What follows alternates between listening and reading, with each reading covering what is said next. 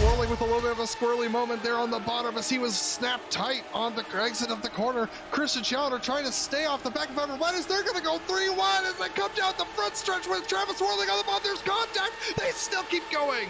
Whirling all the way to the bottom, but he doesn't have the speed. He's pinched too far to the inside. Challenger on the high side. He's going to be able to get the nose ahead. We are going green to the finish. Abramitis has the inside, but can he get it off the corner? He is much faster coming through there. Is there damage on Challenger? Abramitis is ahead, but it's going to be a race to the line. Who is going to get it?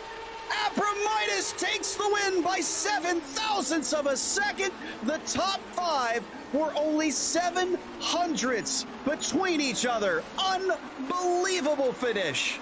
Pulling up ahead, but it's going to be 3 wide as they head down to turn 1. Look at that. That's Ian Haycox making the move for the lead on the inside. They're almost 4 wide behind him. That's Reed Miller who gets into the back of everybody. He cleans out Yuko Leskala. Unbelievable. Haycox with a move that saved his bacon. He gets a great run, covering down to the inside, almost all the way to the grass. He'll force Holly to go the long way around as they approach Rent. Kings is still potentially in this. No, he's starting to drop back as he tied on fuel here. As Holly tries to go around, he might have the speed to do it if he can just challenge him down to the line. He is a little bit wide. Now Kings is coming back. They are running out of fuel. It's going to be Kings who goes from 3rd to 1st at the final run.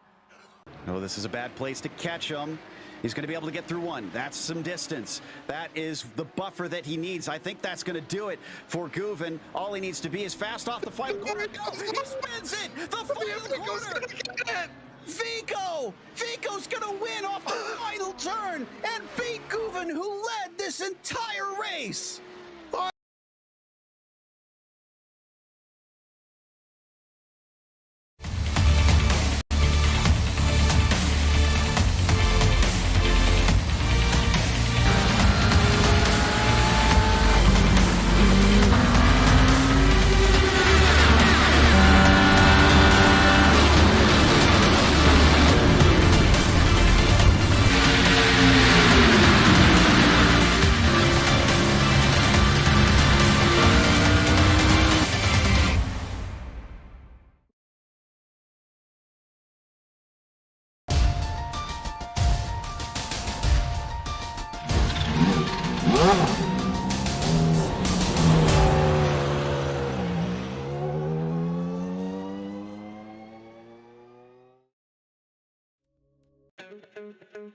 Last week was all about giant killing. Del Olmo and Vico each claimed victory over faster, more highly rated drivers at a track that doesn't usually see underdogs emerge.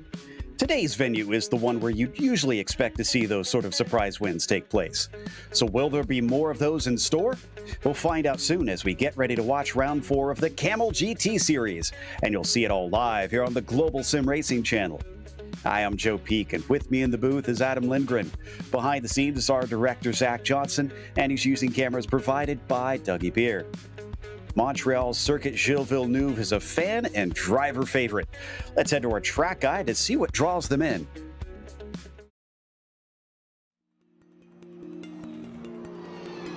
Welcome to Circuit Gilles Villeneuve. Host of the Canadian Grand Prix for over 40 years, this track's popularity among fans refuses to wane. Although it has gone through a few alterations in its history, the nature of its layout has remained pretty much the same. That nature, of course, is that its 14 turns are mostly chicanes, split up by long straights to add up to a 2.7-mile street course-like canyon of a track. These 4.3 kilometers are mainly made up of actual streets on the man-made Ile Notre Dame, though portions are specifically built for the racetrack. But whether or not fans consider it a true street course, the close barriers that line the majority of the track don't care what you think. Places like the exit of Turn 4 and Turn 9 frequently collect debris. But these pale in infamy to the notorious Wall of Champions. Named for its penchant to collect F1 World Champions, the corner itself is called Quebec. Regardless, it's a finicky and tight chicane with a critical corner exit, so drivers are tempted into edging the car as close as they dare to the concrete. Despite the numerous heavy braking zones, passing can be difficult at times for certain types of cars. Often, attrition or cut course penalties play a bigger part in who finishes where. While sports cars and NASCAR have both made stops here, this place is mainly known for its history with Formula One. named after what is easily Canada's most popular driver in the International Open Wheel Series. This semi-temporary circuit looks like it's actually here to stay for a long, long time.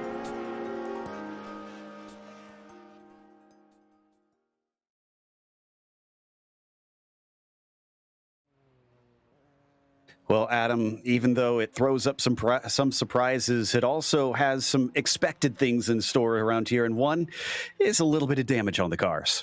Yeah, absolutely. Circuit Gilles Villeneuve is a fascinating track. It's squished onto the man-made Notre Dame Island just inside of Montreal, and this narrow, no-runoff course features 13 turns over its 2.71 miles or 4.36 kilometers.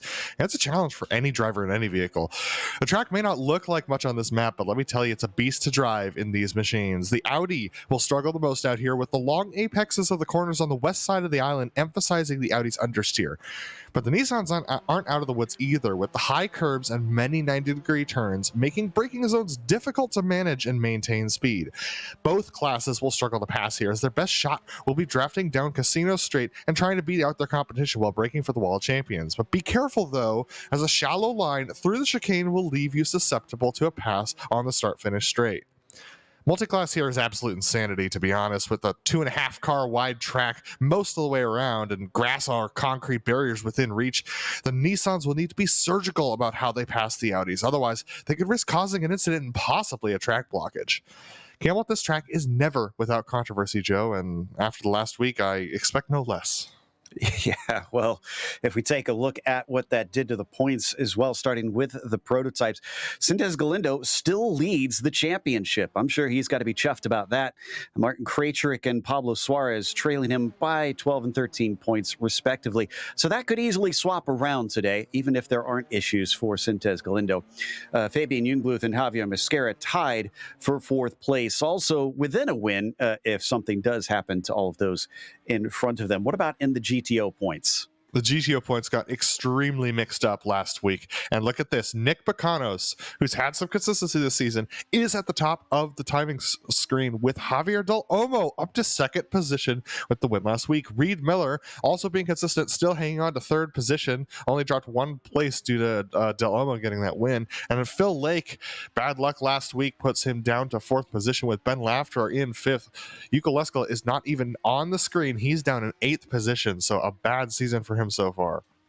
Yeah, we'll see if he can bounce back from that. I wouldn't put it past him, frankly, as we take a look at the race details today.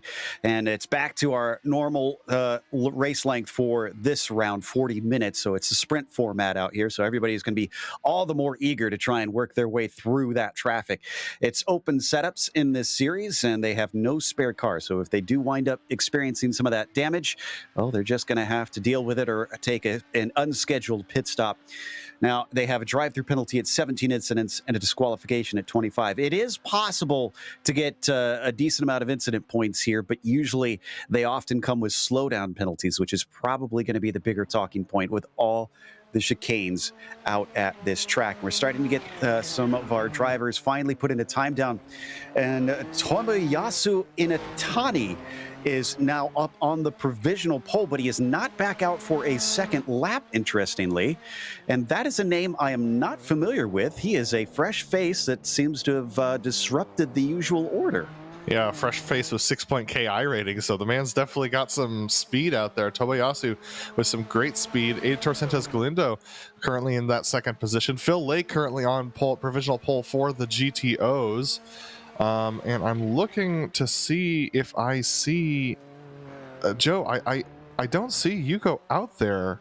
He is not. So, this would make the season even rougher for him, because that would be his drop week would be the DNF that he had 2 weeks ago, and then this week. So that's early to be counting both drops in your season. Yeah, it makes me wonder if he's not making a concerted effort this season to try and defend that championship. A lot of our Nissans already completing lap 2, and Sintez Galindo is not able to take the pole away from Tomoyasu, as looks like Lake is just coming around to finish his second one. The other thing that I find interesting is as soon as I looked at the numbers once we got in here, Adam, the bad news for the GTOs is they are vastly outnumbered today. Yeah, I'm not going to be reading many names off of the list when it comes to the GTO starters. It's nearly 3/4 Nissans out there. We'll get the exact numbers once we get to the grid, but my goodness, it is... I mean, I can't imagine that this is going to be a fun race for the Audis whatsoever. There's not going to be much battling between them because they're going to be worried so much about getting passed by the Nissans, and the Nissans have got to be really careful that they don't pancake each other going into some of these slower corners. Indeed, and looks like Del Olmo took the pole away from Lake, so he's carrying that confidence over as he become a major player now in this series. That is fantastic from Javier. Well, I mean, it's going to be amazing if he could do that for the rest of the season and put a challenge on Phil Lake. We'll have to see how his race pace is, but it was good last week. I mean, that'll be frustrating if Yuko Leskala doesn't show up for much of this season and Phil finds somebody else taking his place to frustrate him for a challenge for the wins and the championship. Meanwhile, this is Krejcik on your screen. Second lap trying to improve on row 3. Let's see if this one goes faster. No, it does not. And we don't have much time left in our qualifying as I'm looking through. Tapia Vico also following up his performance with 3rd here, so that's not too shabby. And no, nobody else is able to set a time from this point on. So our grid is indeed set, and we're looking in the realm of about 30 GTPs. So before we get there, we do want to mention our sponsor, the Majors Garage, home of free Baseline Plus setups. Get help from any of the garage coaches 24/7. Sign up now for awesome, affordable monthly subscriptions, telemetry, coaching, and more by simply clicking on our link in the description below. And if you use our special discount code MajorsGSRC, you'll get 10% off. So on the top, Tomoyasu Inatani will start on the pole with Heitor Sintez Galindo to his outside, and it's about 2/10 difference, so it is relatively close between them. Alexis Tapia Vico, last time's winner, will start from 3rd, as Fabian Jungbluth will be P4, and Ove Trangarade 5th. Then you've got Martin Krejcik P6. Timothy Vaughn will be 7th today. John Keefe, great qualifying for him, up to P8. Jorge Zuniga will be P9 with a top 10 rounded out by Unai Yamas. You've got Antonio J. Vicens in 11th. Laust Olsen, only 12th today for him. Nim Cross comes in with a great qualifying, 13th, firmly in the mid-pack. Mike Ruder, P14, and Doug Cloud in 15th. Seamus Power, good enough for P16 today. Pablo Suarez, disappointingly low for him in 17th. And Stefan Leslie in the 18th position. Emerson Gaudin will start from 19th with the 10th row rounded out by Andrew Petty. You've got Cam Porter 21st with Kurt Clapper in 22nd, Ed Ray 23rd, and Nick Brewer, the last of the drivers to have set a time in 24th. Carlos Fonseca, Jason Clapper, Clement Vidal, Christian Arribas, and Michael Bivens will start at the back of the GTP field. Javier Del Olmo takes his first pole position in the GTOs with Phil Lake outside of him, and this one was on merit for Javier Del Olmo. Reed Miller's going to line up in 3rd place today with Ian Haycox outside of him on row 2. Andre Schumacher lining up in the 5th position with Nick Makanos in 6th. Hideki Koivisto back in 7th position with Gianluca Gabbiani in 8th spot. Robert Plumley is going to start off at 9th with Alexander Schumacher in 10th. And just one more Audi out there for you, 11th place being Robin Hapich for the Audis. And that rounds out your 40 car field today. Whew, yeah, 11 Audis and 29 Nissans. Now, fittingly for Canada, we have pretty cool conditions out there today. 65 Fahrenheit track temperature, which means getting those tires up to working temps might be a little bit tricky, especially for those prototypes starting on cold rubber. And also a fitting start today here in Canada because we have a birthday to celebrate, Adam. Yeah, absolutely. Happy 51st birthday to Jacques Villeneuve, son of Gilles Villeneuve, who's this track is named after. So very happy birthday to Jacques, and we hope he's having a great day out there. We know that F1 is celebrating him a little bit as well, so awesome to hear about that. But yeah, this circuit is going to be a real challenge for these drivers, Joe. The Audis are going to have a real hard time getting around there. They're going to want to get all their battles settled before the Nissans come through the first time. But with 29 Nissans on the grid, I can't imagine they're going to get through the first lap without some sort of incident. It's going to be a constant flow of them, I'm pretty certain. I can't see how they'd avoid just having to deal with it lap after lap after they finally get by the first time. It's not that long of a lap, so the Nissan's probably going to catch the tail of their own field before they come around to lap them a second time. And you can see they've only got a short pace lap here along the rowing lake. And then it'll be acceleration on up into the Senna S, as the pace car is going to leave Tomo to take control. Can he make a splash here with a win in his first appearance on the broadcast races? Difficult to get through that chicane here on rolling starts. Looks like he is going to hold them for a bit. And now he's on it. Green flag is out. Oh, and almost a jump start there from Sintez Galindo. He backs out of it, still somehow gets more pace as he comes down to the first corner. He's going to take the lead away from Tomo. Round the outside, he's now has to defend from Fabian Jungbluth, who doesn't seem to have the acceleration off the corner. Behind him, Zuniga had a bit of a problem, but nobody else is off. Let's go to the GTOs. Javier Del Olmo has fallen behind Phil Lake at the entrance to the Wall of Champions. So Phil up to the lead of this race with Javier Del Olmo tucked into second place. Robin Hafich actually went spinning through the Wall of Champions corner. Didn't end up taking out anybody else, but still a pretty messy restart, or pretty messy start for the Audis. Yeah, Zuniga was 3 wide through the center chicane, and Ove Trangrade wound up making contact with him. Looks like Nick Brewer had some sort of issue, and he gets it going. So looks there, you can see he's just rolling before Phil Lake approaches the back of him. Phil with a clear gap behind as we come back to the prototypes, all through Lepingle and down onto the rowing lake straight one more time. It is Sintez Galindo by almost a second, but a full second off or ahead of Tomo, and Jungbluth chasing behind him. This is just behind him there with Lamas chasing on Vaughn in the pink car, Vaughn in the blue and white, and onto the front stretch. Sintez Galindo will lead the first lap, and Mark Krajcik is into pit lane for some reason. Yeah, possibly didn't fuel the car up after qualifying. We've seen that happen quite a few times. I'm wondering, Joe, he's got a black flag, possibly a jump start for Martin, so that's interesting. I'm wondering, Joe, whether or not Tomiyasu Inatani did not, whether he took full fuel in the car versus fueling for the 40 minutes. So that's something interesting to think about. Okay, yeah, that could explain him being slow at the go. Phil Lake, Nick Mukanos also had a black flag that first lap, and looks like he is also serving that. Wonder if that's slowdown penalties that they were not able to clear in time, especially in all the traffic, so they're biting the bullet and just coming into the pit lane to serve the stop and go you get if you don't give enough time back. Meanwhile, Sintez Galindo there, you see in the blue and white machine being chased by the black number 1, Inatani. And he's starting to clear away from Jungbluth, so it looks like he's got himself some legs underneath him. But can he run down Aitor, our points leader, from here? Yeah, I can report that Kurt Clapper went off in turns 8 and 9, just took it a little bit too deep on the brakes. We see that happen quite a bit, actually. Ooh, wow, that was a lock break for Jungbluth. He's able to hang on to it. That was really close there.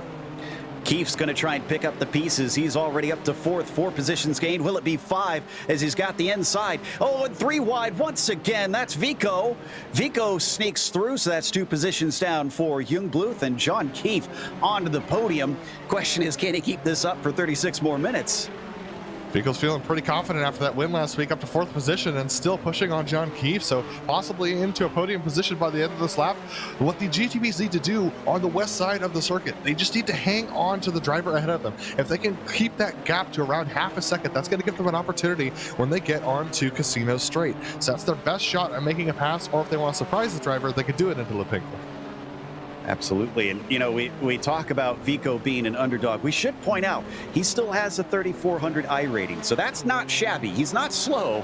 It's just seeing him mix it up with the big boys was a bit of a shock last week.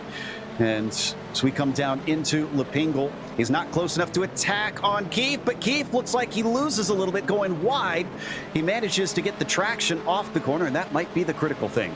Yeah, Vico's close enough. Now it depends on whether or not Vico's trimmed out more than John Keefe, or whether they're even. If they're even, or Vico's trimmed out a little bit more, it looks like they're fairly even on downforce. He can gain a little bit there, but it looks like we've had a wreck from Jason Clapper back at Lepingle. He's collected a couple of other drivers. Carlos Fonseca, Emerson Gaudin look like they've had issues as well. Yeah, I think that was a dive from Gaudin, got into the side of him that caused that. We'll try and check on that in a moment. But the top two certainly spreading apart. This battle for third, though, has been exciting, and once again struggling to find the apex as John Keefe goes wide, still doesn't lose too much time. Yeah, that's because it's just so hard to pass around this track, especially with cars that don't really, the GTPs don't really get affected by the slipstream that much, so it's not as much of an advantage as you would hope coming down Casino Straight. So you're going to have to get a better exit off of Lapingle, and that could be a real challenge. But if Tabia Vico could keep John Keefe braking late and locking up those tires, especially right here into 8 and 9, it could work out for him that he could try and make the pass into Lapingle. It was just a little slow, but again, better exit there for Keefe coming off the corner. Vico falls back. Jungbluth starting to size him up a little bit. Remember, Jungbluth was the one in third place not too long ago and is going to want to try and snatch that back as they come off of that slow hairpin and firing back down towards the final chicane and the wall of champions. We'll see if that collects anybody today, as it has so many times before. Yeah, it looks like nobody's really got an advantage as they come down to the wall of champions, so it should be pretty easy for John Keefe to keep his wits about him and nail this corner. It looks like he does. Keefe is focusing on corner exit, which is keeping him ahead of the 2 drivers behind, and that's a great opportunity. But there's a nice battle down for 13th position between Stefan Leslie, Doug Cloud, Nim Cross Jr., as Doug Cloud makes it past Nim and That's Vicens and Laust Olsen, I think, as well. So, yeah, Laust Olsen in pit lane, he had to take a tow. I'm going to guess that these two were related. Yeah, they were. Vicens spun it entering the wall of champions corner, and Laust Olsen had front end suspension damage, so they both had to tow. A bit of a shame. We had a couple onboard cams, and he was one of them. We'll try and bring him up if he comes back out there. But the other one is Phil Lake, which there's not a whole lot going on with him right now as we see Vico on the attack. And jumping a little farther down in the order, down out onto the backstretch along the river itself, we see a whole bunch of cars in a string. This is being led by Doug Cloud in 12th. That's Nim Cross, Petty, Suarez, and Porter in there along with Zuniga bringing up the caboose. Yeah, they're all bottled up because of what just happened with, with Laust Olsen. So that's why all these cars are so close together. Cam Porter defending on Zuniga as they go into Lapingle, as we see, oh my goodness, all these cars are so tight together. I think Zuniga is going to get Cam Porter on the straightaway down there for the 60th position. Here we're looking at it. He's going to try and go around the outside into Wall of Champions. This can get sketchy. Yep, and Cam's one of our onboards as well. Here's his view down to the H-pattern shifter, and it looks like he let him go a little bit as he braked early out of the corner. Calm as you like, and it's very visceral, his camera, the way it looks like it is hooked up to the rig. You can see it shake every time he shifts. I love it. I always love that kind of like haptic feel of when they get the shifting and just the hard slam of it going into the gear. It's amazing. It looks like Vicens has gone around again. Ooh, having a rough day today, and he is stopped in the middle of the runoff. Oh, he blew his engine on downshift, Joe. Well, when he shift into first. That is definitely day over for him. He's not going to be able to come back from that. Battle still carries on here in the mid-pack. Nim Cross could have a great opportunity before him. Doug Cloud and Stefan Leslie just in front of him. If they start fighting, that'll open up the doors. And no such luck there through 8 and 9. Now down towards Lapingle they go. Yeah, absolutely. And as we're watching this, I can report Javier Del Olmo has closed the 1.5 second gap to Phil Lake and is now down to half a second with him. So that's something I'm keeping my eyes on. You can take a look at that. There it is on our screens. Also on the left side of your timing column in the blue machines. That's P Lake and J Olmo that we're taking a look at right now as they're battling. Javier Del Olmo putting some heavy pressure on Phil, taking a little bit of a different line to Phil as they go through 6 and 7. That's a very interesting line. And there we see Phil Lake's setup with his VR rig. What I like to call the Cylon cam. Yeah, as he comes down into 8 and 9, very solid through there. No attempt to attack from Del Olmo this time, but he's keeping them honest, and they have pulled well away from Ian Haycox. They also have Martin Krajcik, who's not lapping them, but actually trying to get overall position back after his penalty was served. And just ahead of them, they have the injured Nick McConos as well, who's a lap down, or about to go a lap down from these guys. So quite a few drivers not having good days that they're going to be contending with, and Krajcik will be the first. There is Nick McConos going through the wall of champions, and here are our two competitors for P1 in the GTOs with Krajcik behind. We can stay here for now, but I can report that our leader has caught some of the GTO traffic, and I want to watch when we see the battle for third start to try and fight its way through there, because I got a feeling that is going to be greatly affected by the slower class. Coming off of the first couple corners, is Krajcik going to be able to sneak through? Yep, nice as you like. Doesn't even interrupt him. Yeah, absolutely. So as these guys continue to battle, like our report. Oh, we've had a wreck for P3 GTP. Oh no, and Vico gets hit, as that was Youngbluth with no place to go. Oh no, and more contacts. That was one of our GTOs being spun around, Schumacher, winding up at the side of the course, and I think Vico caused that. In fact, Vico's now going slowly. Yeah, what's really interesting about this is that this was actually caused by Vico getting into the back of John Keefe, so this wasn't even involved with the multi-class. Yeah, it was, apologies, it was Keefe that made the contact with Schumacher, and off into the runoff. Not sure if that was a rage quit or if he just decided to get out of the way. Regardless, that really affected that battle, and Timothy Vaughn, that's a name I don't think we've even said yet, except for the grid on this broadcast. The 10 car is now on the podium. Absolutely, and there was some major chaos through turns 3 and 4 this past lap with Zuniga going around, so this is absolutely chaos for these GTPs as they're trying to navigate through the GTO field. Zuniga here in the 8 machine, all the way down to 21st, started from 9th, so it's been a bit of a miserable day for him, and weaving their way through. Have to admit, Kurt Clappers is definitely one of my favorite paints there. We'll go and look at that in a second. Here's the incident, starting with Vico and Keefe. That was a very late move. Yeah, Vico knew he was diving too deep. He tried to go up the inside, hoped that John Keefe would see him, but John didn't, so John turns in there. And there's the second incident with Keefe collecting the other driver there. Wow, you can see the GTP's blind coming off the corner, having to dodge that GTO. And look at him. Oh my goodness. I think that was Seamus. Yeah, I think Seamus ran into him. Seamus Power, unfortunately, getting a significant amount of front end nose damage. That's going to heavily affect him down the casino straight. And here's the further incident as he pulls off. And just to the right of them is another incident with I believe, a couple of other, with Jason Clapper having some problems. So it's just a lot of chaos on that lap. Trickled its way downwards, it seemed, so the problems just kept collecting. And this is Sintez Galindo now on your screen, and that is the battle for the lead in front of him, the lead in the GTO class. So leader in the GTP is about to finally put Phil Lake one lap down as he approaches from behind. Don't think it's going to be on this straight, maybe on the front stretch. It looks like Mike Reuter's had a problem as well. We can all keep our eyes on that. But this battle, look how close it is between Javier Del Olmo and Phil Lake. I think Javier's closing in because he's hoping that some of this traffic will give him an opportunity to pass. Doesn't look like quite this time yet. There goes Sintez Galindo. He's fully passed now. And unfortunately for him, the battle for third has evaporated because of all the problems. John Keefe, though, credit to him, has kept it rolling, and it is still about 2 seconds back from Vaughn. I have a feeling that'll be less about pace and more about traffic management from here because, look at this. Our leaders now experiencing more of them slicing through. Yeah, this is Tomoyasu Inatani, who's trying to get past the GTOs at one of the worst places on the track, around the arcing turn 5 there, but he's able to squeeze through by Phil Lake after turn 7, so good move from Tomoyasu to get past. He should be fairly clear to get past Nick Macanos in a moment here. Lake won the opening round and hasn't been able to repeat that feat since this season.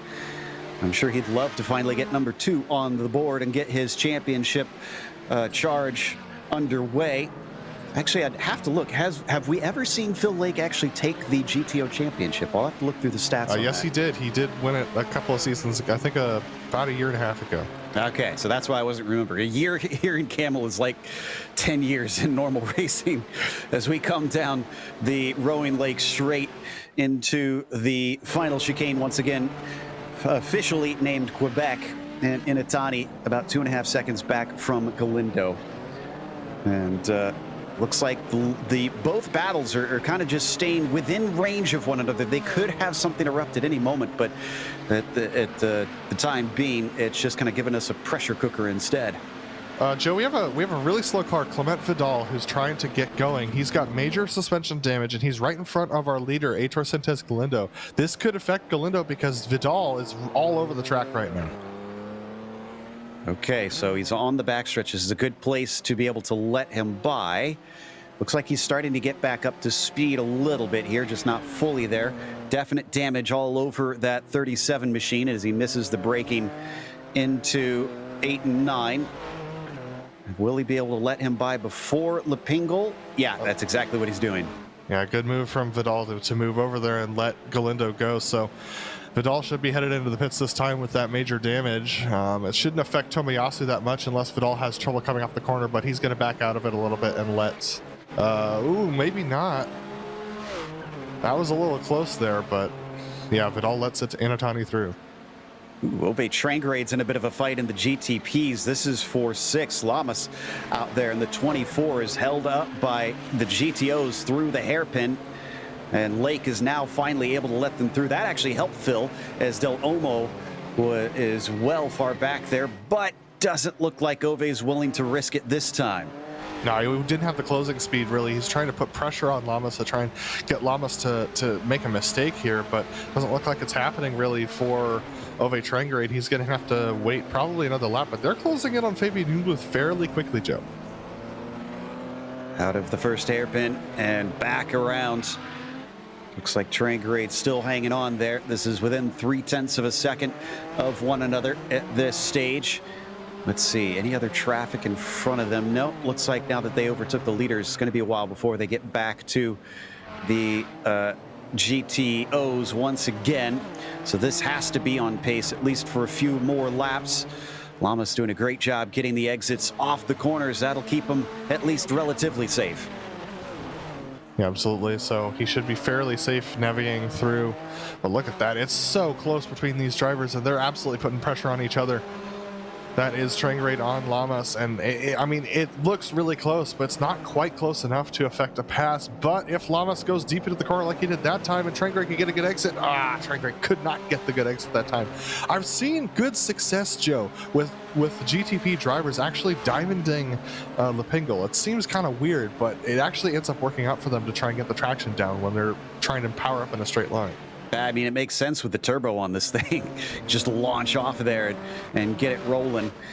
But look at how much cloud cover they've been getting lately. It's been extremely dark here in Montreal, and it's kept the temperatures down despite the drivers just pounding the track. It's still only 68 Fahrenheit on there, 20 Celsius for our metric friends off the corner. Yeah, look at how well Unai is able to just put himself at arm's length from Ove. Yeah, just far enough away to try and keep Ove behind. You can see how hard Ove's pushing, how close he's getting to the wall there. These cars are surprisingly wide, and it can be a real challenge for them to make it through turns 3 and 4 without contacting that outside wall. We've seen it happen in F1 many times, and almost happened. It's happened here a couple times today in qualifying that have lost drivers' qualifying times. Absolutely, and coming down towards Lepingle once again. He gets so close in some of these corners. In fact, he's still pretty close here. We're expecting them to once again diamond it off. Let's see who gets the better exit.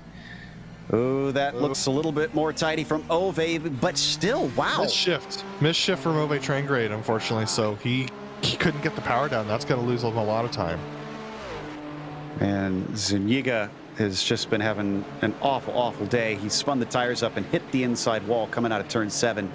Not sure if he's going to be able to carry on. Let me see.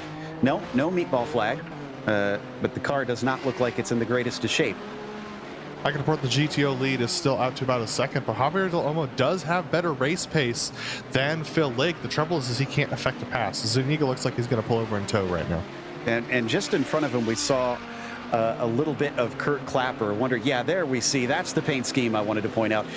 In homage to the old Porsches that ran during this era of the 80s and prototypes. It just, I don't know, just iconic to me. Only thing that's missing is it doesn't quite have the metallic sheen that High Life car had. Absolutely. So I can report that Reed Miller just got a slowdown going through the wall of champions. He was caught up behind Stefan Leslie as he was entering that corner. So unfortunately having an issue. Oh, that was a close moment.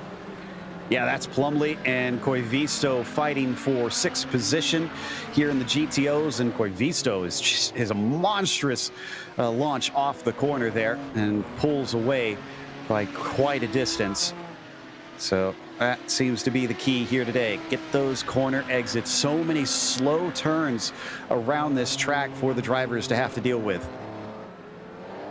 Yeah, absolutely, and plenty of drivers dealing with issues just ahead of Koivisto and Plumley. Kurt Clapper and Ed Rie had a little bit of a netcode moment that bounced Clapper out towards the outside of 5. He was able to hang on to it, but unfortunately that lost him 14th position. He's now down to 16th with Fonseca putting heavy pressure on Rie as they go around Reed Miller entering Lepengo.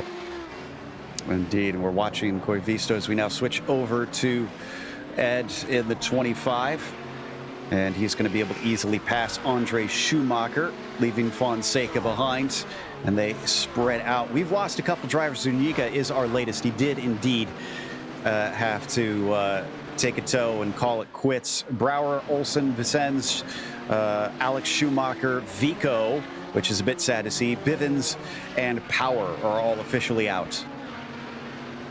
Yeah, many drivers out right now, and this track just absolutely eating up these drivers.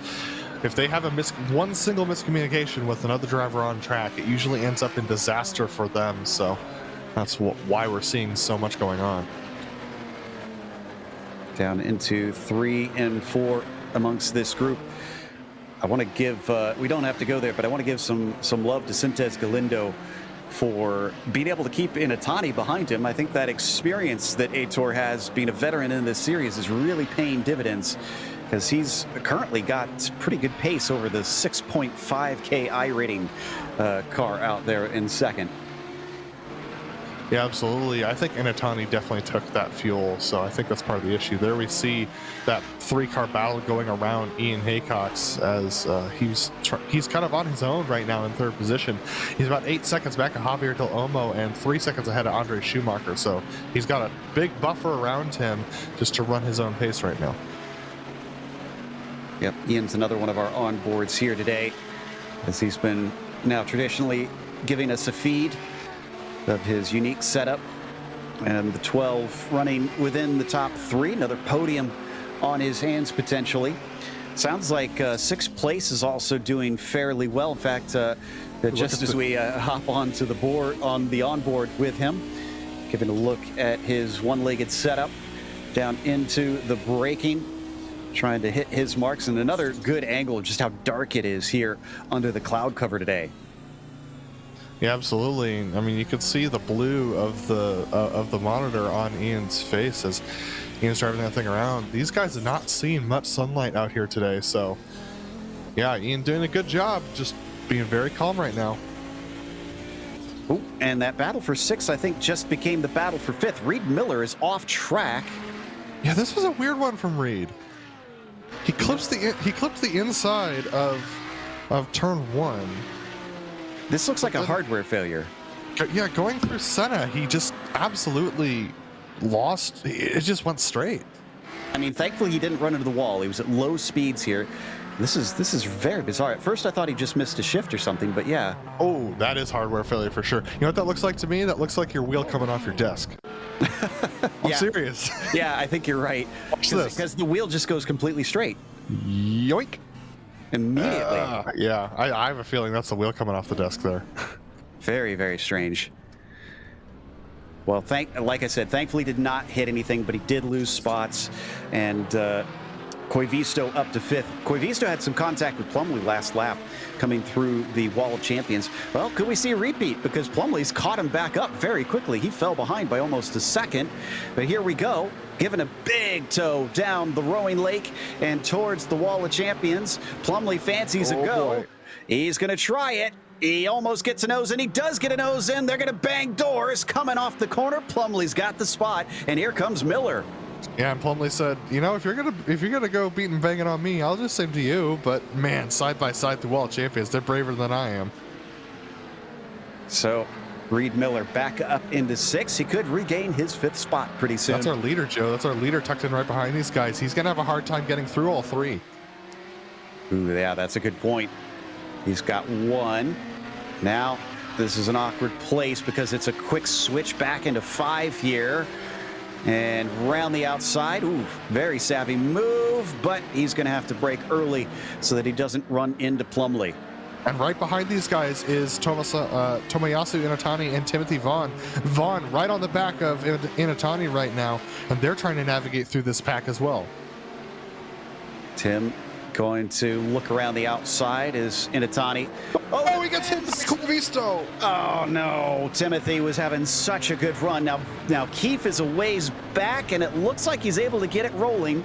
Question is how much damage is on the car. There's Keefe right there, just arriving to the scene. So he will have seen in his F3 box that suddenly Vaughn is a lot closer, and he's going to be egged on to push for that. Yeah, it looks like the force field that the GTPs have that drops down right off the back of their rear wing. Oh, sorry, just a car is just getting nose to tail, and Lamas is the one that comes out the worst as he spins up the tires coming off Lepingle. But Jungbluth, Trangrade, Keefe all getting into each other, having to check up. Gabbiani saw it all in his mirrors and came on the radio and made a comment, but he absolutely saw all that happen. That was some sketchy moments there. That sounded very Italian, honestly, over the radio there. As we watch Keefe still in 4th, incredibly, after all that he's been through in this race. But he's a little farther off of the podium than I think he would like to be. It's down to about 5 seconds. See if he can gather that back up in the last 13 minutes. Man, this race has absolutely flown by. Yeah, and it's also extremely chaotic, Joe. I mean, I'll be honest with you. There's a lot of mistakes going on out there. I think there's going to be a lot of unhappy drivers tonight. Yeah, Vaughn definitely one of them, because he was on his way potentially to a 2nd place if he could have just attacked on Tomo. But now he's a good 7.7 seconds behind, with a lot of ground to make up. Not impossible, especially in Kamel, but certainly not likely. Another battle that's going on track is P8 between Doug Cloud, Nimcross Jr. and Andrew Petty. Doug Cloud and Nimcross Jr. have been together for most of this race as they battle each other in the GTPs. They don't have a lot of traffic to deal with. In fact, their nearest traffic is Martin Krajcik up ahead, and he's in the same class. So they're free to battle right now, but Nim has been struggling a little bit to get through the traffic, and Doug Cloud has been a little bit more exacting, which has put him ahead of Nimcross Jr. right now. But I think Nimcross Jr. actually has a little bit of pace on Doug when it comes to raw race pace. Yeah, and a quick move across the track there from Nim. Not sure if he was trying to cover off Andrew, who wasn't close to him, or what. But down into Lepingle, they're going to stay in order. I think it's it kind of a mute. Oh, Kurt Clapper. He's in parks there for a good 30 seconds, Joe, so he possibly might have had a hardware failure as well. Trying to see. Oh, no, he hit the wall. He hit the wall pretty hard. He spun on his own, and he eventually got it going. Just took his time before it actually got back rolling. As we come down to a battle along the front stretch here and into the first corner. That is still Cross and Petty. Oh, Phil Lake's had a problem. Our leader in the GTOs has now lost the lead. I think he's had a hardware failure as well. He can't get the car going. He ran into Mike Reuter. Big contact with the back of Mike Reuter here. We need a replay on this one. He stalled the car. So he's got to get it rolling again and get the ignition on. And watch to the inside there. Watch Del Olmo. Just find space to get inside and get through. That was a big mess. That was our leader in the GTPs that went through the smoke as well. Unreal stuff. They're almost going to make it back-to-back here after taking the pole, having to fight with Phil Lake, and has regained that spot, just keeping it clean, keeping his nose to the grindstone. And that's Nick McConnell's pulling over and letting these guys go. Ian Haycock's now within a second of Phil Lake, so Phil does have race pace over Ian, though, so I would expect Phil start to pull away a little bit. Yeah, most likely, as he lets more of the traffic through and beyond him. I was going to say that it amuses me that Nimcross Jr. Has now become a regular in this series. For those that don't know, he is the chief steward at iRacing. If you send in a protest, he's one of the people that gets them, but he has the final say. And he obviously is not someone you want to mess with or say bad things over the radio around, because he does have the power to remove you immediately. Now, saying that, I do want to clarify that the Kamel GT series is actually very good about their radio chatter. The chaos does not tend to cause a lot of bitterness between the drivers verbally, over the radio at least. Maybe after the race. Definitely the Discord, but not over chatter on the radio. They're very well behaved, I want to say. So this series does a fantastic job. They don't really need Nim here, but he certainly helps keep them in line. Absolutely. Nim's been having a good time too. He's been running mid-pack ever since he joined the series. Had a little bit of trouble on his first couple races as a regular, but ever since then he's been running about P10 and has been fairly comfortable. Looking on board with Ian, look how close he is to Phil Lake, a little bit deep there through center, but my goodness, he is absolutely putting the pressure on Phil now. And look at Phil lock up again. He knows if Phil runs into bad traffic, that'll give him a chance to try and attack and sneak a second place here. And Phil, at this rate, is looking at another missed win, potentially. Just, man, he's been Mr. Bad Luck so many times. Yes, he's got that championship, and he's incredibly accomplished in this series, but he can't seem to really get the consistency that some of these other fast guys often manage in this series. Otherwise, I think he'd have almost as many championships as we've seen Leskala get over the years. And now he's got it under hand as Haycox has fallen back with this last spate of traffic. And Joe, that consistency just comes with repetition and practice. And remember, Phil took a couple of seasons where he was switching between the GTP and the GTO. Oh no, Ian! Oh, into the wall with a hard hit. And is that the engine smoking? It is. It is a smoking engine, which is telltale in iRacing that you've got to call it a day. He is not going to make it to the finish, even with only 8 minutes. He's going to try, though. He's backing it up, give it a 3-point turn, and rolling again. Does he have a meatball flag? Yep, he does. He does. Yeah. So that is day done, essentially. Your engine does not smoke in the Kamel GT series without getting a meatball flag. So unfortunately, he's going to make his way back to the pits, but that's going to be it for him. So you're saying there's no smoking in the Kamel GT series? That is correct, yes. Yeah. No smoking in any racing series these days. Yeah. So we continue to watch our drivers fight here in the GTP class into the first corner. Cross having to make an overtake there on Koivisto while they try and hold up to the back of Doug Cloud in the 8th position. And into 3 and 4 one more time. Doug Cloud really doing a great job here today. Up 7 positions and number 23. But sorry, there was contact between Andrew Petty and Hideki Koivisto. Hideki did not look happy about how Petty was passing him. That seemed intentional. Oof. Yeah, that actually sent Koivisto into the wall. He may have gotten severe damage out of that. Oh, Javier almost got around. Oh my gosh, what is happening? It's the same thing as Ian Haycox. I never see them spin up the rear tires on an Audi. Well, I mean, I would think this is a track where you really want to crank it, the drivetrain to the rear. So maybe they're just cooking them over the course of the 40 minutes. This is wild. Two of our best drivers spinning the rear tires off of Lapingle. There he goes. Easy as you like. And it's right back in Phil Lake's hands. This is what I get for making predictions this early. Yeah, you said he was going to win it. And Lake has a handy 5-second lead over Andre Schumacher, who is now up into second place. He got beat around a little bit earlier and has definitely made good of getting back on track and staying out of trouble from there. Del Olmo all the way to third. Javier Del Olmo has a meatball flag after that contact. That's going to break his streak. He's going to fall off of the points significantly today. But that battle for P6, sorry, not P6. Who am I talking about? The battle for P10 in the GTPs is still very, very close between Andrew Petty and Cam Porter. Nimcross Jr. and Doug Cloud just up ahead of that still. This battle very close as they go past Reed Miller in fifth as GTOs. And there's only 5 minutes left to try and settle it. So they're looking at about 4 laps to go here. And let's see, where is Sintez Galindo? Oh man, he's already gone by the start-finish line. This is incredibly spread out. Top 16 right now are still on the lead lap. Absolutely, take a look at that. That was a good exit from Nim trying to get on the back of Doug Cloud. I can't quite do it, but he is gaining significantly, so I don't think he's going to be close enough to make a pass into the Wall of Champions, but if he can get a good exit, he might try it into one.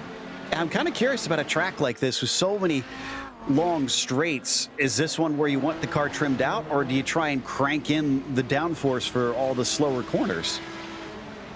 Interesting. I'm very so Zach Johnson, our director, just pointed something out to me. Robert Plumley has a black flag, and I don't understand why. The incident limits, maybe? That'd be my guess. No, it was a slowdown. He didn't serve a slowdown, Joe. Oh. He must have had it for about half a lap, and then into Lapingle he tried to serve it and missed it. Just ran out of time. You can't just put it off and put it off. Eventually the iRacing service says that's it. You got to come in and get a worse penalty than what you had before, so that nobody can try and game the system here. And he comes out in 6th place. Gabbiani easily passed him. We expected some unpredictability here today, and we are certainly getting it in this series. As we follow Ove Trangrade on John Keefe down to complete another lap. And this is getting mighty close as they now lap cars within their own class as well. So it's getting ever more complicated for them. Absolutely. It seems like just trouble befalling everybody today. Nobody is free and clear out there. I don't think anyone's had a clean race except for, I'm not even going to say it at this point because I don't want to curse anybody. But it's been intense for all of these drivers out there today. Yeah, and even Tomo, with the incredible pace that he showed in qualifying, is 10 seconds down from Sintez Galindo, our leader in the GTPs right now. So Sintez Galindo has been running quite cleanly, as I'm keeping an eye, not just on this one between Keefe and Trangrade. Let's stay here, but Cloud, Cross, Petty, and Porter. Oh, Keefe with a bad exit. This is Trangrade's option. He's on the outside. Does he have the straight line speed? It doesn't look like it. Keefe is holding on here, and they're going to be wheel to wheel as they come into the braking, and Keefe brakes very early, tries to steer into it. I think a little bit of netco between them, and unfortunately Trangrade, slow off the corner, allows Keefe to hold on to 4th. Yeah, Trangrade had to go straight over that curve. It's a pretty messy curve right there for them to go. Oh, I can report Doug Cloud has lost 8th position to Nimcross Jr. A bad, I believe, shift coming off the corner. He almost gets into the back of Nimcross as they go into Lapingle. It was a cut course. He just went wide and through the grass there. Big wheel spin for Petty behind him, so he manages to hold on to P9, but Nimcross now into 8th position. I'm sure he'll try and run away Phil, our from leader. here. That's Phil, our leader, right ahead of them. Look at this battle. Who is this losing positions? Trying to make it out. That's, oh, 2nd place. Inatani. Did he also get a cut course here? I believe he did. No, he hit the wall. He spun his wheels up coming off of turn 7. And the number 1 machine is going to have left-hand side damage. Here it is. Oh my goodness, that was extremely dangerous right in front of, I believe that's Robert Plumley again. Even though this was at the start of the digital age for racing, these are analog cars. No driver aids out there for them. So if you goose it too hard, that's the results. Your report, Nimcross Jr. starting to run away from the battle between Doug Cloud, Andrew Petty, and Cam Porter. If Nim can be consistent over this last lap that they're going to come on to next time, it's going to be 2 to go for these guys when they cross the line. Indeed. Keeping an eye on Sintez Galindo. I stand corrected. I think 3 to go because Sintez Galindo, I believe, crossed the line with more than 124 to go, and he's already halfway done with the lap. No, I think it'll be 2 to... No, this should be a white flag next time by. Yes, white flag next time by for Sintez Galindo. So, down into the braking for 6 and 7 there. That's Hideki Koivisto in 4th as he allows by Inatani, who is a good ways behind Vaughn. That problem through the corner really either slowed him down or just cost him a ton, because Vaughn is just home free at this point for that 2nd place. And Sintez Galindo, yep, white flag for him as he comes through the final chicane. And he's pretty much just got to make sure that he keeps it out of trouble from here on out. And everyone else who's been battling, they have one more shot at making their moves. Most of the battles have broken up, but still, between Nimcross Jr., Doug Cloud, and Andrew Petty, they're still separated by only a 1.5 seconds. Indeed, and drivers carry on here after a race that'll leave some licking their wounds, no doubt.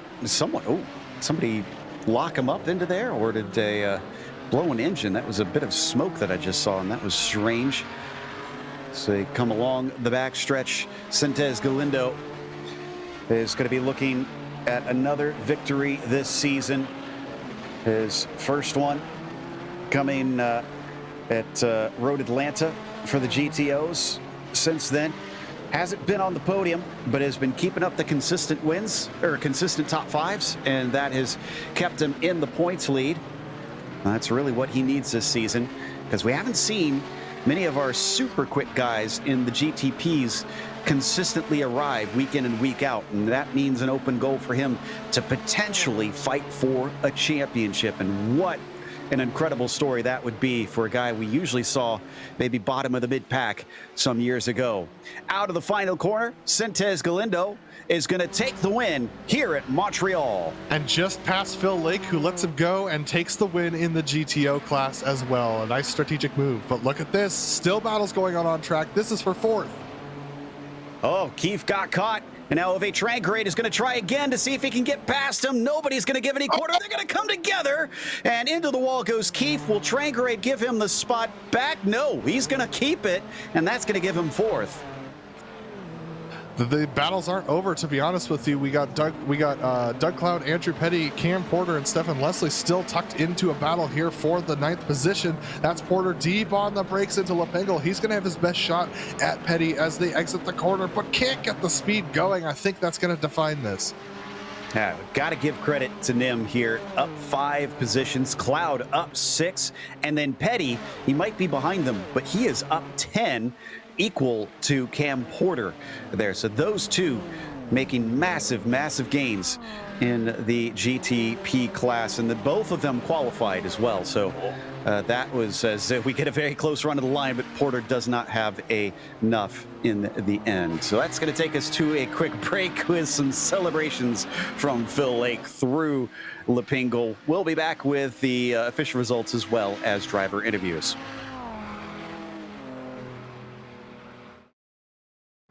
This is iRacing, the world's premier online racing game. iRacing puts you in the driver's seat to experience today's newest form of competitive motorsport, virtual racing, all from your home PC. Race virtually in endorsed series from NASCAR, IndyCar, IMSA, the World of Outlaws, Aussie Supercars and more. Take on legendary circuits like Daytona, Silverstone and the Nürburgring. Join iRacing's global online racing community and get on track today at iRacing.com.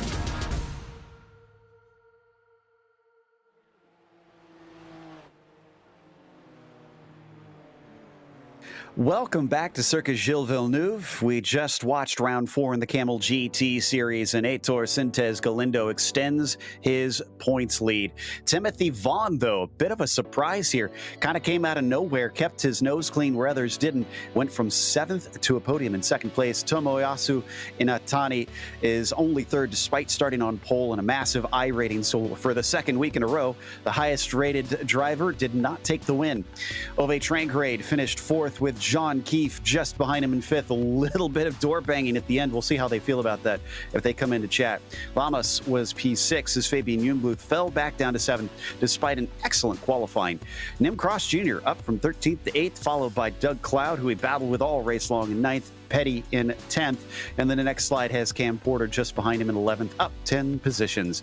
Stefan Leslie finished in 12th, Pablo Suarez in 13th, and Carlos Fonseca 14th. Jason Clapper, last one on the lead lap, P15. Ed Rea was 16th today, Gaudin 17th, Arribas P18, and then it's Creek and Clapper 19th and 20th. From there on down, the GTPs were DNFs.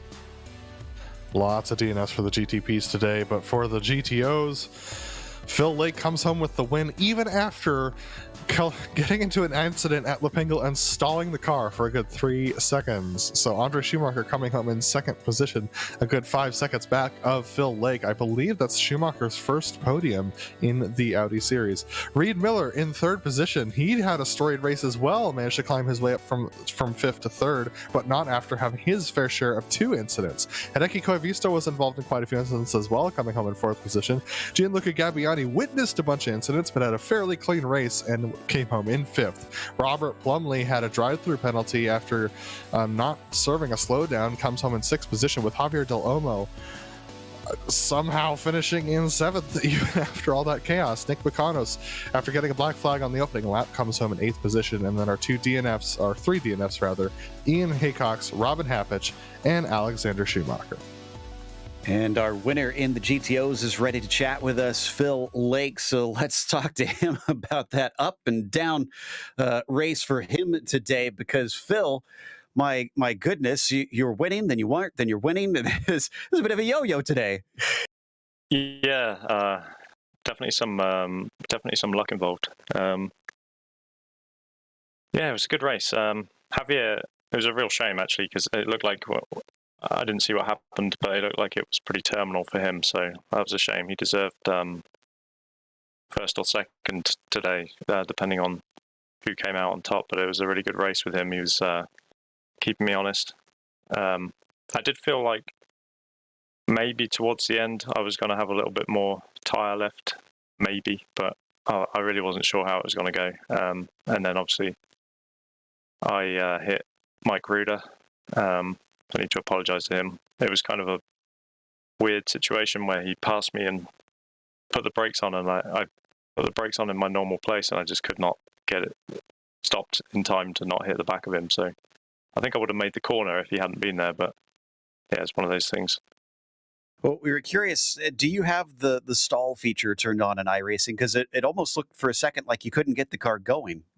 Yeah, I have that on, and every time something like that happens, I wish I didn't have it on, but for some reason, I just leave it on. But yeah, I actually, when I was sideways in the hairpin, I tried to accelerate because I figured with the 4-wheel drive, and I was already in 1st gear, so I might have been able to just drift around the hairpin and carry on, and I realised that the engine was off, so that wasn't going to happen. And then I was fumbling around all over trying to find the buttons to get it started again. Luckily, everyone managed to avoid me, sat right in the middle there. So yeah, that was a bit of luck as well.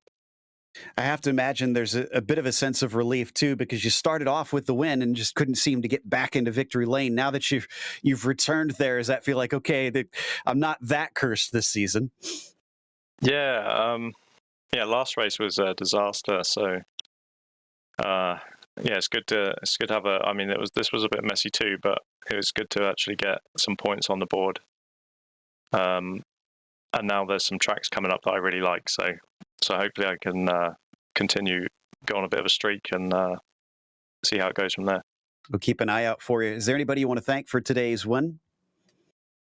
Just you guys as always, all my teammates, and we're in the middle of the 24 Nürburgring at the moment. So good luck to Ben and Bryce that are driving at the moment.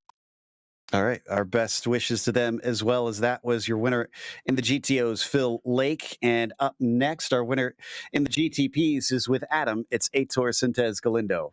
And Heitor, you managed to drive through the smoke fairly unscathed today, but quite a few incidents on track happening around you. How'd you manage all of the traffic today? Well, it was plainly come and go, the usual stuff. You try to manage the traffic, manage the gap to the guy behind, and mostly it's the modus operandi of the whole race. Yeah, it was quite uneventful. Let's say uneventful for me at least, except for the first, for the start at least, and that incident with Phil. I don't know what happened, but I just saw Phil cross all around the hairpin. I was like, well, and I need to dodge around something. So, but yeah, it was, well, pretty happy with the result, of course, and yeah. Lots of happiness around. I need more points than ever right now. Yeah, talk to me about that start. You were, we were all surprised to see Tomiyasu beat your pole time by about 3/10, and then on the start, he seemed to not be able to get away very well. What do you think the issue was there, and how'd you manage to get a good start like that?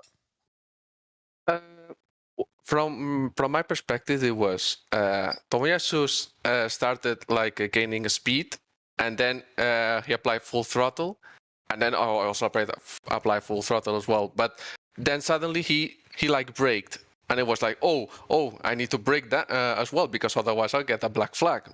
It happened to me before in another Kamel race, and it was like, wow, I need to brake. I eventually braked. I think we managed to get the green flag at the same time. We were like really side by side, and yeah, it was like unexpected. I was really surprised what happened there. He said sorry to me. I think it was a mistake, miscommunication, but thankfully with my reactions I managed to avoid the black flag, which would have happened to, have a really angry Heitor on the radio. Absolutely. Well, Heitor, another win. What a great job today. Is there anyone you want to thank for this win? Plenty of people. You guys at GRC for the amazing broadcast as usual. My family watching, my friends also watching. They are very happy with this victory, and yeah, my teammates at Push Rod Racing today, we were racing as well the Nürburgring 24 hours. Unfortunately, didn't end so well, but still, really good day today, and yeah, thanks to everybody, and see you in the next race. That was Heitor Sintez Galindo, our winner in the GTPs, and Joe has caught up to P2 of the GTPs, Timothy Vaughn. Indeed. And Tim, I'm curious if you were expecting to wind up in P2, because by the time you reached it, we kind of looked down and realized, where did Tim come from?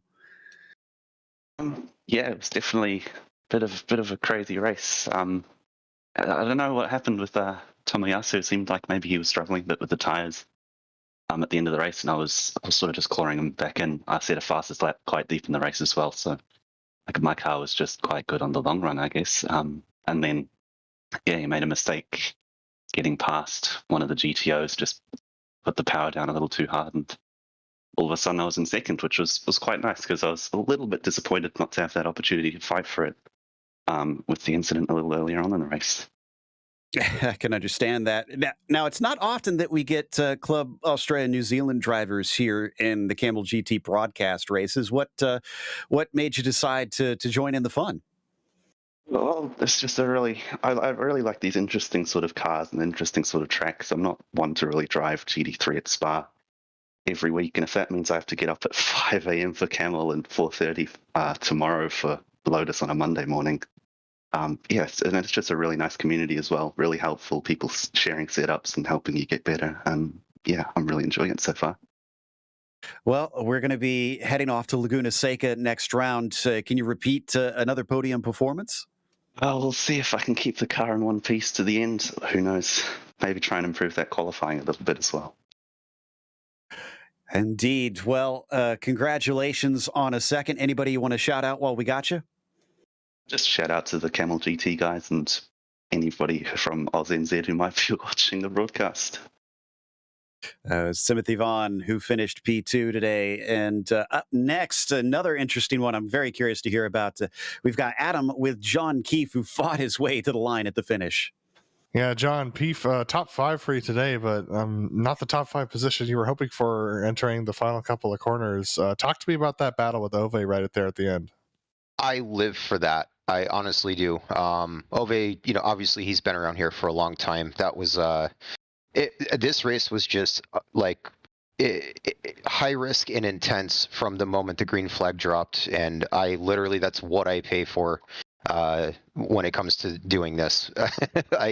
It's P5. I'm happy with that. I know Ove, he took a couple stabs at me in a couple laps, or the last couple laps, and it's all fair. I think he caught the curb on the inside of that last chicane, and that's kind of what got us together a little bit. So, congrats to him for pulling off the move.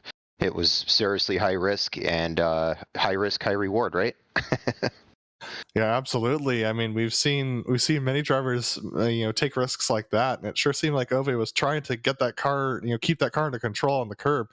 But talk to me about the rest of your race. You were, wrestling through the pack while also trying to keep these cars behind you. How'd you manage it today?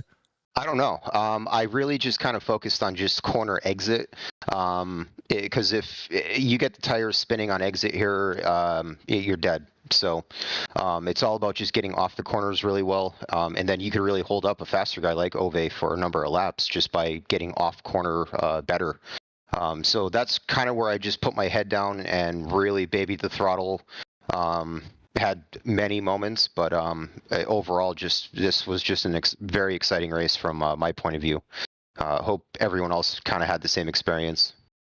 Well, speaking of exciting racing, next week we head to Laguna Seca, which is its own beast in many ways, especially in the GTP with all that dust so close to the circuit. What are your thoughts heading into that round? Yeah, I'm looking forward to it. I love Laguna Seca. It's just a classic, American track. Obviously being a huge IndyCar fan, I really miss that. I wish they would go back to Laguna Seca. But I've always enjoyed it, and it's a free track here, so everyone's ran it a million times. So it should be pretty good next week. And again, with the high risk stuff with no runoff area, you just got to keep your head screwed on right, and you just keep it together. All right. Well, thanks for talking to us, John. Is there anyone you want to thank before we let you go? All the Kamel guys, the whole community, and obviously you guys for all the great work you do. I cannot wait to go back and watch this one. Well, thanks for talking to us, John, and we look forward to seeing you next week. That was John Keefe, 5th position in the GTPs. And Joe has caught up with one last person, Cam Porter, who is part of a very intense four-way battle most of this race, who's down with Joe. Absolutely. The one thing I do want to know, Cam, does that make you a little more on edge? No, that means I must lock my targeting reticule on the back of his car. No, that was a hilariously fun race today. Really enjoyed that one. Not much else I can say about that. Oh, well, I've been really overjoyed to see how many drivers have been in good spirits. We've seen so many times where tight, and especially street courses like this that have a lot of Nissan show up, that drivers wind up getting a little bit upset with one another. What do you think made the difference today that everybody still seems to be so happy? I think the lack of GTO cars, I'm kind of sad by that, but at the same time, it helped dealing with traffic, and it created less conflicts, I think, and that's probably what helped today. Well, awesome job there. Just shy of a top 10, still 10 positions up is a good gain. But one thing we do want to say is keep your camera where you have it, because we love the shake that your shifting creates. It makes it very visceral and fun. Yeah, My motion control rig. No, this is an old Poang chair from IKEA that I use, so it has some flexibility. That explains it then. Well, congratulations. Before we let you go, do you want to give any shout outs to anybody? I want to thank the Kamel GT community for being very helpful with their setups and advice and things like that, especially Matthias Hobdahl. I used his sets today, and I like Matthias' sets, so thanks a lot, Matthias. There you go. That is the welcoming nature we tend to see from the soft-spoken Cam Porter with 11th place. As we wrap things up, again, we want to mention our sponsor as well. If you can't find a setup you're looking for in the Kamel GT community, try the Majors Garage, where we have a link in the description below. And if you use Majors GSRC in the promo code, you'll get 10% off. Also, a thank you to Kamel GT for bringing us back for another season of coverage. And thanks to the companies that provide the software and hardware for our broadcast listed here on your screen. Additional thanks to June Lalonde, who provides our wonderful music. Check out her Bandcamp for more great work. And thanks to the team today, Adam, Zach, and Dougie. You can find more info about GSRC at globalsimracingchannel.com or through our social media. And check out our merchandise store at gsrc.storenvy.com. There's a link in the description below. Don't forget to subscribe to our YouTube channel so you don't miss a moment, because next week is going to be Laguna Seca. That'll be Saturday, April 16th at 1 p.m. Eastern. We have upcoming races for other series listed on the screen, so check those out, mark them down on your calendar, and until next time, race clean, race hard. We'll see you on the track.